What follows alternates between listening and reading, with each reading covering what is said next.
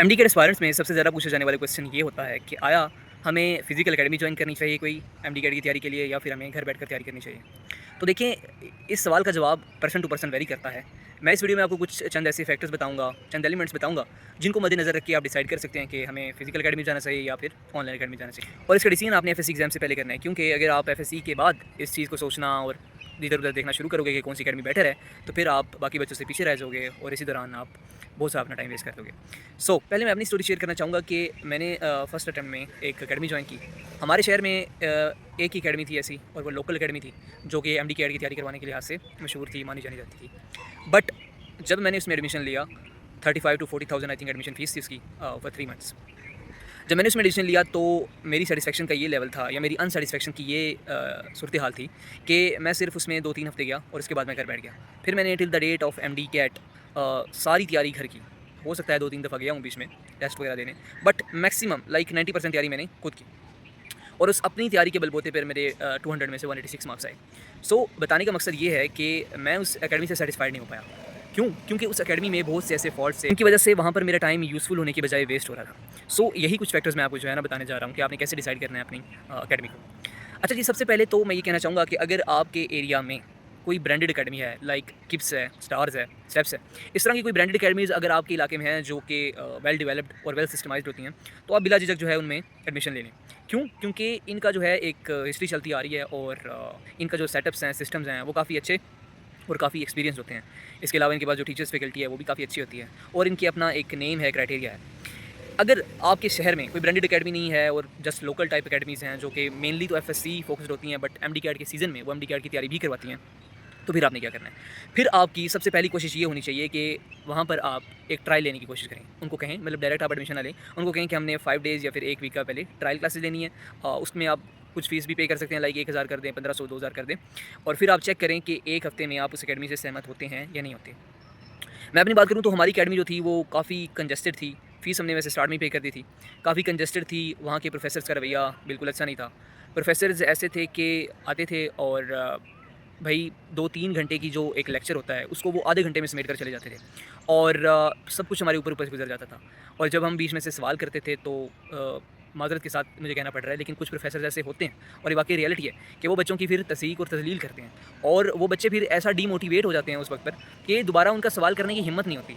दोबारा उनको यही फ़ियर होता है, डर होता है कि जो है ना हमारी क्लास फ़ेलोज़ में हमारा मज़ाक उड़ा जाएगा। तो इन प्रोफ़ेसर साहिबान से भी रिक्वेस्ट है कि इस बात का ख्याल रखा करें, जब बच्चा कोई भी सवाल करता है तो उसके सवाल का अच्छी तरह से जवाब दिया करें और बच्चों को मोटिवेट और पुश किया करें, क्योंकि सवाल ही वो वाहिद ज़रिया है जिससे आप सीखते हैं। और ये बात आपने याद रखनी है, चाहे आप फिजिकल एकेडमी ज्वाइन करें या ऑनलाइन एकेडमी ज्वाइन करें।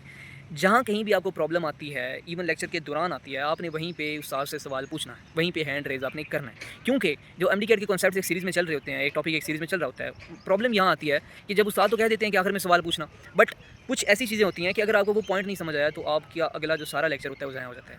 आपको वो बात आगे समझ आती ही नहीं है, और आप जो है वहीं पर स्टक रहते हो। मैं आपको ये कहूँगा, मैं आपको ये सजेस्ट और लाज़मी ये इस बात पर तंबीह करूँगा कि आपने ज़्यादा से ज़्यादा सवाल पूछने हैं। अपना कोई भी कॉन्सेप्ट्स, कोई भी आपने अपना क्वेश्चन जो है वो वेग नहीं छोड़ना, अनक्लियर आपने नहीं छोड़ना। अच्छा, बात हो रही थी अकेडमी की। तो अकेडमी में सबसे पहले तो आपने ट्रायल लेने की कोशिश करनी है। अगर आपको ट्रायल ना मिले और वो आपकी लोकल अकेडमी है, तो फिर आपने क्या करना है, और ये काम आपने लाज़मी करना है कि उस अकेडमी का 5 से 10 साल जो पिछला रिज़ल्ट है वो चेक कर लेना है आपने। 5 से 10 साल जो रिज़ल्ट है वो आपने चेक कर लेना है कि इनकी क्या रेशो रही है इनके एमडी कैट एडमिशन्स की। अगर तो उनकी रेशो सेटिस्फैक्टरी है, लाइक 15 to 20% है आउट ऑफ 100%, तो आप उस अकेडमी पर रिलाय कर सकते हैं। अगर 30% तक जा रही है फिर तो बहुत अच्छी है, फिर तो बहुत अच्छी अकेडमी है।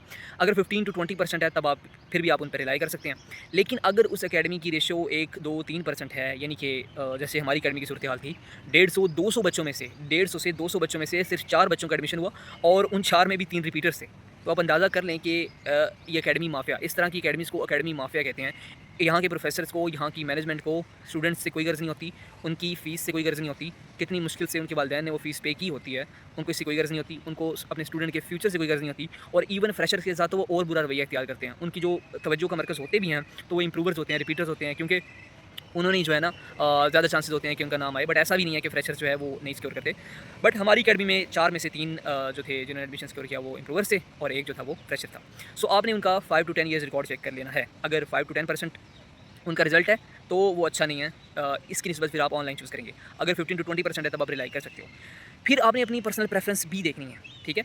अच्छा जी, ऑनलाइन प्लेटफॉर्म्स जो आजकल मशहूर हैं ना एमडी कैट की तैयारी करवाने के लिहाज से, वो उनके सिस्टम्स काफ़ी अच्छे हैं, उनके टीचर्स और जो मैनेजमेंट है वो काफ़ी अच्छी है। तो अपनी लोकल अकेडमी की निस्बत मैं यही सजेस्ट करूँगा कि आप ऑनलाइन को प्रेफर करें, सही है।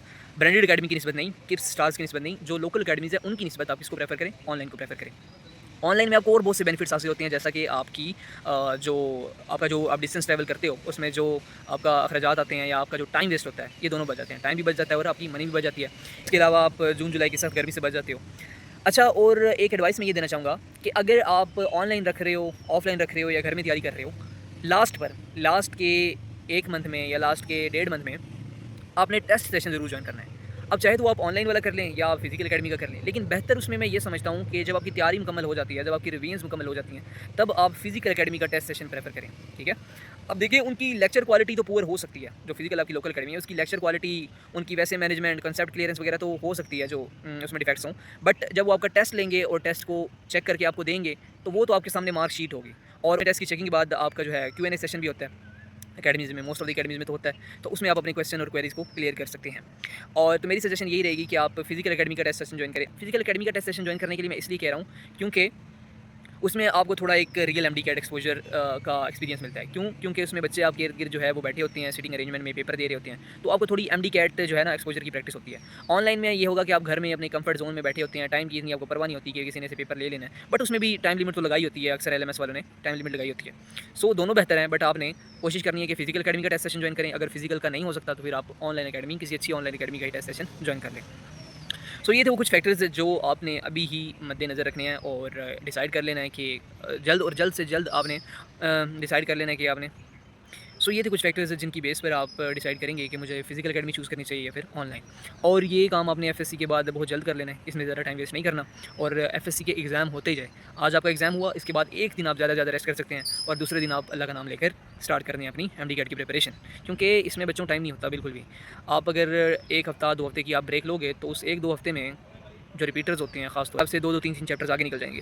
सो अभी के लिए इतना ही। अगर आपका कोई क्वेश्चन हो तो आप कमेंट में पूछ सकते हैं, और मेरी वीडियो अच्छी लगी हो तो इसको लाइक कर दें, सब्सक्राइब कर दें, और आइंदा की एमडी कैट और एफएससी की अपडेट्स के लिए इस चैनल को फॉलो कर दें। Thank you.